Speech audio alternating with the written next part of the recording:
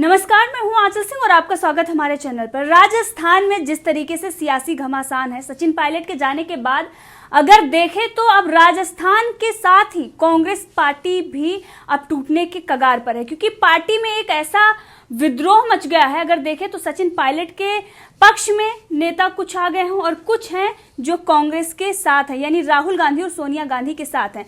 तो इसमें आपको बता दें कि जिस तरीके से युवा नेता थे ज्योतिरादित्य सिंधिया, सचिन पायलट, अदिति सिंह, राकेश सिंह, प्रियंका चतुर्वेदी और अल्पेश ठाकुर ये पार्टी छोड़कर चले गए हैं, लेकिन इस वक्त जो पार्टी में है वो भी सचिन पायलट के साथ खड़े हैं। चाहे वो संजय निरुपम हो, जितिन प्रसाद हो, मिलिंद देवड़ा हो या प्रिया दत्त हो। तो अब क्या कांग्रेस में राहुल गांधी, सोनिया गांधी और प्रियंका गांधी वाड्रा के सिवा सिर्फ और सिर्फ वही चाटुकार बचेंगे जो लगातार सोनिया गांधी की चाटुकारिता कर रहे हैं, यानी युवा चेहरा जो है वो कांग्रेस से जाता हुआ नजर आ रहा है। क्योंकि जिस तरीके से पिछले दिनों हमने देखा कि कितने लोग निकल के गए और इस वक्त भी पार्टी में विद्रोह हो रहा है। इसी विषय पर चर्चा के लिए हमारे साथ है राजनीतिक विश्लेषक पवन त्यागी। सर, आपका बहुत बहुत स्वागत है हमारे चैनल पर।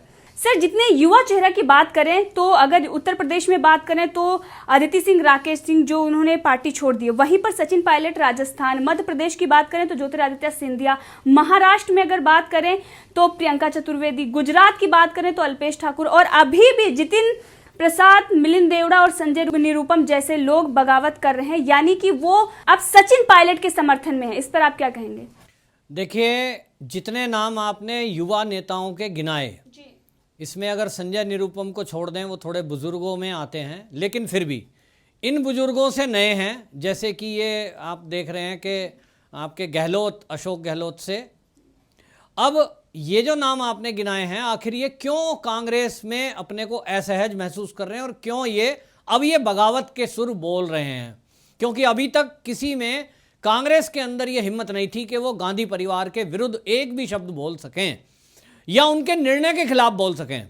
लेकिन अब जैसा कि आपने देखा, प्रिया दत्त ने कहा कि महत्वाकांक्षी होना कोई गलत बात नहीं है, और हमने दो ऐसे युवाओं नेताओं को खो दिया है जिन्होंने पार्टी के लिए बहुत कठिन समय में बहुत मेहनत की है। इसी तरह जतिन प्रसाद ने भी कहा है, और इसी तरह मिलिंद देवड़े जो मुंबई के, महाराष्ट्र के बड़े नेता माने जाते हैं, उन्होंने भी सचिन पायलट की हाँ में हाँ मिलाई है कि वास्तव में अब जो युवा चेहरे हैं उनको लग रहा है कि केवल एक पार्टी में, गांधी परिवार में, और वो भी राहुल गांधी, जिनको कोई सुनना पसंद नहीं करता, जिनकी कोई बात को तवज्जो नहीं देता और जो केवल एक मस्खरे का आइटम बन के रह गए हैं, ऐसे में यदि स्टेज पर कोई नेता उनके साथ बैठे हों, हुआ ये है कांग्रेस में कि जितने भी ये युवा नेता हैं ये सब के सब राहुल गांधी की क्लोज फ्रेंड वाली लिस्ट में थे, और ये हमेशा एक देखा जाता था कि गलियारों में, राजनीतिक गलियारों में चर्चा थी कि ये दोस्त बिल्कुल क्लोज हैं, जिसमें कि ज्योतिरादित्य सिंधिया और ये आपके सचिन पायलट। लेकिन ऐसे दोस्त भी आज छोड़कर जा रहे हैं। इसका कारण मैं आपको बताता हूं। असल में गांधी परिवार में जो ये तीगड़ी है, सोनिया और प्रियंका और राहुल गांधी, ये तीनों के बीच में राहुल गांधी को सोनिया गांधी ये चाहती हैं कि ये पार्टी के प्रमुख भी रहे और ये हमारी तरफ से प्रधानमंत्री का दावेदार भी रहे। तो युवा नेता उस वृद्ध को लेकर के वो प्रोजेक्ट करती हैं। लेकिन होता यह है कि अब युवाओं में कोई उनके लिए आकर्षण रहा नहीं है, कोई उनको सुनना पसंद नहीं करता, और स्टेज पे यदि ये जतिन प्रसाद बैठे हों, साथ में सचिन पायलट भी बैठे हों, या ज्योतिरादित्य सिंधिया भी जब बैठते थे साथ में, ये बैठे हों, राहुल गांधी बैठा हो, तो राहुल गांधी को कोई नहीं सुनता, बाकियों पे सब तवज्जो देते हैं। इससे इनको, गांधी परिवार को लगा होगा कि भाई मान लीजिए हमारे पास कहीं घोड़े और गधों की रेस होनी है, तो घोड़ा तो जीत ही जाएगा, तो उसका तरीका यह है कि घोड़ों को जरा बाहर कर लो, गधों को इकट्ठा कर लो और फिर गधों की एक रेस करो, तो उसमें गधे, जो बढ़िया वाला गधा है वो जीत जाएगा। ठीक इसी तरह ये जो यहां पर कपिल सिब्बल का इशारा था कि वास्तव में जो तेज रफ्तार में चलने वाला है, जो घोड़ा है, जो अच्छा नस्ल मानी जाती है, वो अब यहां छोड़ के जा रहे हैं।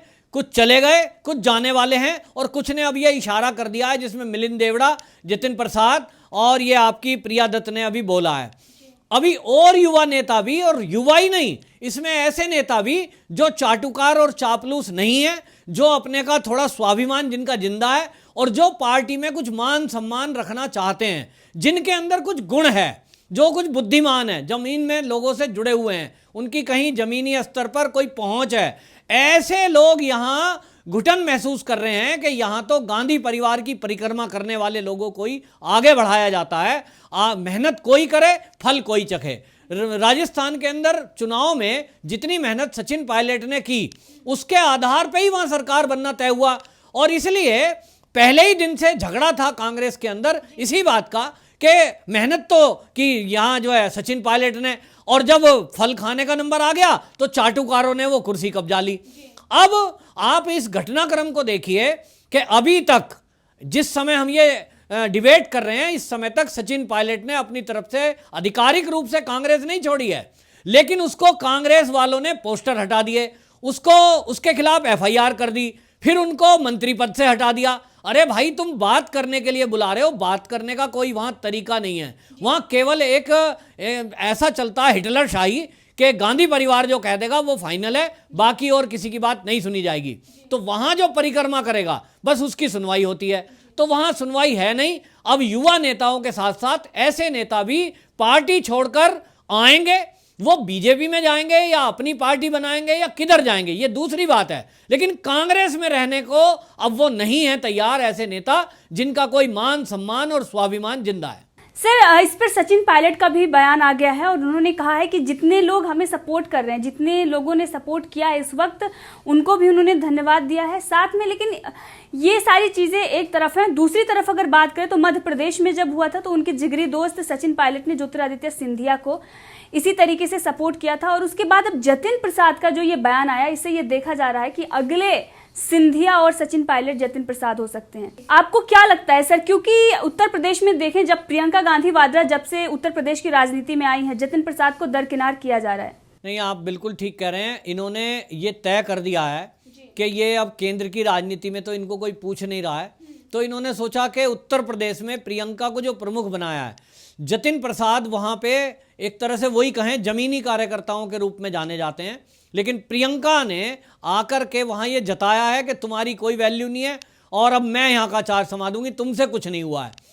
तो ये आकर वहाँ पे जब बैठी हैं, इसलिए कार्यकर्ताओं को ये निराशा का भाव आया है मन में कि आप कहाँ तो एक केंद्रीय राजनीति में थी, और अब एक प्रदेशक अपने आप को सीमित कर रही है। प्रियंका खुद ही अपने आप को ये बताना चाह रही है कि मैं अब केंद्रीय राजनीति के लिए नहीं हूँ, मैं एक स्टेट तक सीमित रहूंगी। शायद वो अगले मुख्यमंत्री की दावेदार उत्तर प्रदेश की अपने आप को कांग्रेस की तरफ से प्रोजेक्ट करे, ऐसा मुझे लगता है उनकी गतिविधियों को देखकर। जी, कांग्रेस में मांग भी उठी है इस पर। मैं कह रहा हूँ ना, उनकी जो आप देखिए स्टेटमेंट, देखिए जितने स्टेटमेंट हैं उनके यूपी को लेकर है। अभी आप देखिए एक बदमाश मारा गया है, वो किसी एक जाति विशेष से ताल्लुक रखता है, उस पर वो लगातार ट्वीट पे ट्वीट, वक्तव्य पे वक्तव्य देती आई हैं, और उन्होंने जातिवाद भी फैलाने की कोशिश की कि ब्राह्मणों के ऊपर अत्याचार हो रहा है उत्तर प्रदेश में हैं। और जहां पालघर में 2 साधु मारे गए, वो भी तो ब्राह्मण थे, उनके ऊपर कोई ट्वीट नहीं है, कोई बात नहीं है। सुप्रीम कोर्ट में जांच कराने की बात करती हैं। पालघर की सुप्रीम कोर्ट में जांच की मांग को लेकर साधु समाज ने प्रदर्शन किया था, आक्रोशित हुआ था, और एक चैनल ने तो बाकायदा उसका अभियान चलाया था, तो उनको वो जेल में डालने के लिए अर्नब गोस्वामी के खिलाफ एफआईआर करा दी थी। एक तरफ उन्हें ब्राह्मणों की चिंता है, ऐसा वो दिखाती हैं, चिंता है नहीं, केवल वो दिखाने की कोशिश कर रही हैं, क्योंकि उन्हें आगे से उत्तर प्रदेश में जातिगत राजनीति करने के लिए कोई मौका तलाशना है। आपको मैं बताऊं कि उत्तर प्रदेश में उनकी कोई दाल गलने वाली नहीं है। वो केंद्र की राजनीति से अपने आप को अलग कर चुकी हैं और उत्तर प्रदेश में सीमित करना चाह रही हैं, केंद्रित करना चाह रही है, लेकिन वो उत्तर प्रदेश में भी सफल नहीं होगी, क्योंकि अब उत्तर प्रदेश की राजनीति जातिवाद की नहीं है, अब वहाँ विकास की है। तो योगी जी जैसा काम वहाँ कर रहे हैं, वो विकास का काम कर रहे हैं, वो वहाँ कानून का राज कायम कर रहे हैं। जो उत्तर प्रदेश बदनाम होता था अपराध, फिरौती और लूट के लिए, आज वहाँ पुलिस का खौफ कायम हुआ है, अपराधियों में भय व्याप्त हुआ है। तो प्रियंका की कहीं चलने वाली है नहीं। इस चाल से उन्होंने जतिन प्रसाद को भी साइड कर दिया, और उन नेताओं को जो लगने लगा है अब युवाओं को कि यहाँ कांग्रेस में कोई भविष्य ऐसे युवा नेताओं का नहीं है। दूसरी तरफ उनको लगता है कि भारतीय जनता पार्टी जैसी पार्टी, आप ज्योतिरादित्य सिंधिया को देखिए कि अभी ज्वाइन किया है, थोड़े ही दिन के वहाँ नेता हैं, और उनकी इतनी चली कि उन्होंने 16 मंत्री अपने बना दिए। तो एक तरफ एक आदमी को इतना सम्मान मिल रहा है भाजपा जैसी पार्टी में, और एक तरफ जिनकी जिंदगी बीत गई वो अपने लिए मुख्यमंत्री सचिन पायलट पद नहीं ले पाए। केवल इतनी तो मांग थी कि भाई प्रदेश में मांग है जनता की, और युवा चेहरा बनकर के वो आए थे, उन्होंने मेहनत की है, गांव-गांव गए थे, चुनाव प्रचार में उन्होंने 20-20 घंटे मेहनत की, तो उन्होंने कहा मुख्यमंत्री मैं बनूंगा।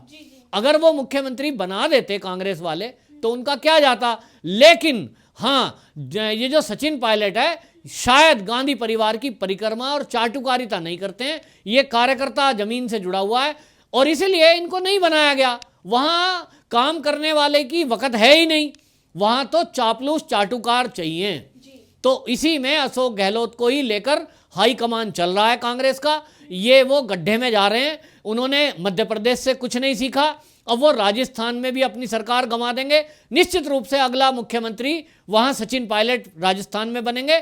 अगला जो है महाराष्ट्र का नंबर आने वाला है, क्योंकि महाराष्ट्र में जैसे मिलिंद देवड़े ने, वहां के बड़े नेता हैं, उन्होंने भी जो बयान दिया है, तो इसमें पता लगता है कि महाराष्ट्र में भी कोई ना कोई ऐसा असंतोष अंदर अंदर फूट रहा है। और जैसा कि आपने बताया कांग्रेस के संजय निरुपम, उनका भी वक्तव्य आया है, तो लगता है कि अब इसके बाद अगला नंबर महाराष्ट्र में भी होने वाला है। वहां भी असंतुष्ट और युवा नेता अब आक्रोशित होकर भाजपा की ओर आने वाले हैं। जी बिल्कुल सही कहा आपने।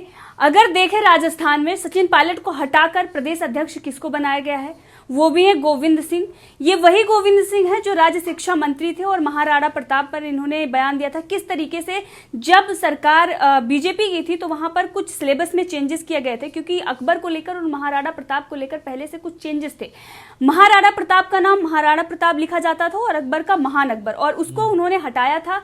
साथ में सिलेबस में कुछ चेंजेस किए थे, हल्दीघाटी युद्ध के बारे में भी। उसके बाद जब कांग्रेस आई तो उसने उस पर छेड़छाड़ की और कहा कि आप इसको पता करिए कि महान कौन था, और इसके बाद उनका भी बयान आया था, अकबर को महान बताया। तो इस तरीके से महाराणा प्रताप का भी उन्होंने अपमान किया था।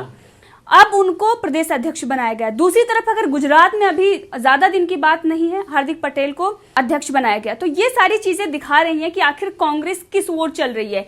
वो 370 पर जो जो नेता भाजपा के समर्थन में थे, सरकार का समर्थन कर रहे थे, उन नेताओं को अगर देखा जाए तो दरकिनार कर रहे थे, और उनमें जो मतभेद था वो भी सामने आया। चाहे वो हरियाणा के दीपेंद्र हुड्डा हो या हरियाणा में ही विश्नोई, तमाम ऐसे नेता हैं। चाहे मिलिंद देवड़ा की अगर बात करें तो उनका भी महाराष्ट्र में 370 को लेकर ही ये विवाद शुरू हुआ है और आज वो सचिन पायलट के समर्थन में उतरे हैं। तो ये सारी चीजें दिखाती हैं कि जो सही है तब भी आप उसका समर्थन नहीं कर सकते, क्योंकि कांग्रेस अगर उसका समर्थन नहीं कर रही है। कांग्रेस का मतलब यहाँ पर सोनिया गांधी, राहुल गांधी और प्रियंका गांधी वाड्रा से है। जी आपका बहुत बहुत धन्यवाद हमसे जुड़ने के लिए।